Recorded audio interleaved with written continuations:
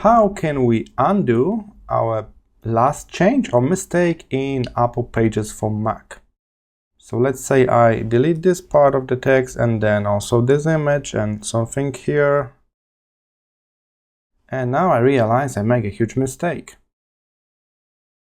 And how can I undo that?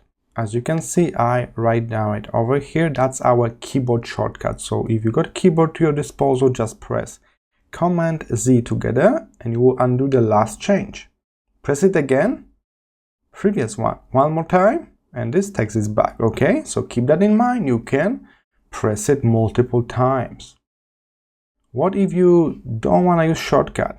Don't worry, we can still find this option from the top menu. So head with your mouse to the top, edit, and that will be the very first thing on the list, undo.